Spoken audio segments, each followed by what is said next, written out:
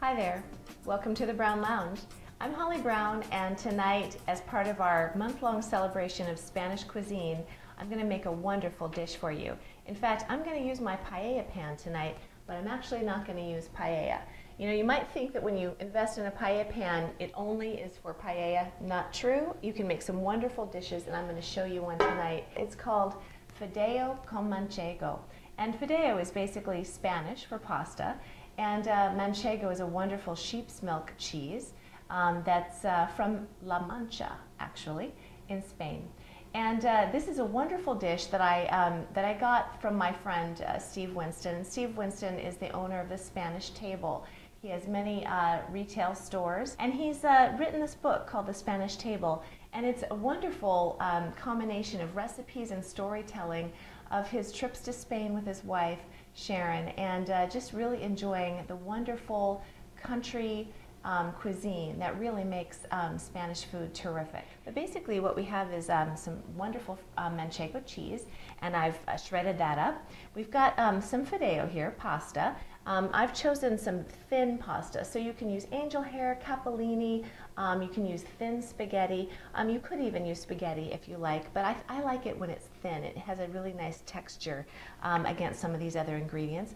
We've also got some Portuguese sausage, linguica, or you can use chorizo if you want Spanish chorizo as well. Either will do. And of course we have got a little bit of saffron here, some very delicate and quite expensive little strands of saffron, and then some fresh cilantro. And of course you can use parsley if you like to.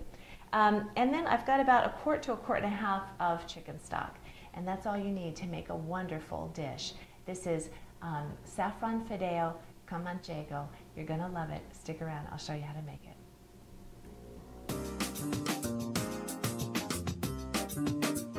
The first step is to just cook the sausage, and I like to cut up my sausage in about 24 pieces or so, and I like to do that on a slant. It just is a really nice presentation. You want to cut them fairly thinly because the pasta is a nice thin pasta, so you want the textures of the meat as well as the pasta to go really well with each other. And then we're going to put the sausage in a pan and cook that up. I'm using my cast iron skillet here to just quickly cook the sausage. I've got a little bit of garlic in there. That's up to you whether you want garlic or not. Just a little bit, a couple teaspoons. And I'm just warming up my pan, getting ready. And we'll cook the sausage and then set it aside while we get the pasta going.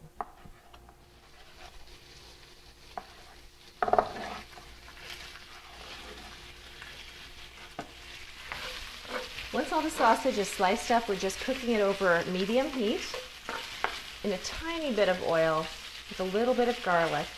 So you can see that the linguica is just about ready. It's just getting browned on either side, and it's just turning up a little bit, and that's a good sign that it's about ready. I just roughly chopped the parsley while this was going, and we're almost there. So the next step is to get our paella pan out here, turn it to about medium heat. We're going to start with about a quart of chicken stock and put that in the pan. I've got about a 22-inch paella pan. You need at least a 12-inch paella pan. Obviously, the larger it is, the more surface area you're going to have, and so the liquid is going to spread out a little bit more. So as this cooks off, I might actually need to add a little bit more chicken stock, but we'll see how it goes. So I'm just going to put a pinch of my precious saffron, just like that, right in there. That is going to make it taste fabulous, and it's going to give a little yellow touch of color to it, just a bit. And then I'm just going to put my pasta in, just like that. And we are going to put a little pinch of parsley. and we're going to let it boil down. So what we're trying to do here is we just want to cook the pasta till it's al dente, and then we'll add the cheese, and then we'll put the sausage over at the end, and we'll just broil it in the oven to just give it a quick hit of heat, and it'll be ready to serve. It makes a great tapa dish. If you're going to serve multiple small plates, this is a great starter for your guests. So you can see the water's starting to boil. Just going to mix our pasta around a little bit to make sure that it's completely covered in the liquid. And it'll take about 10-12 minutes for all of the liquid to get absorbed into the pasta. Keep it to medium. You want it to definitely boil, but you don't want it to be a rolling boil, just a nice simmering boil. So the Fideo is done when the liquid is soaked in, and you can just taste that the pasta noodles are al dente.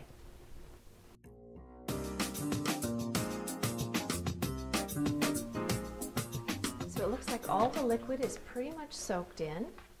Not a lot left, just a little bit around the sides, but the pasta, based on our taste test, is definitely done. So what we're going to do is we're going to turn off the heat because we don't want to overcook the pasta.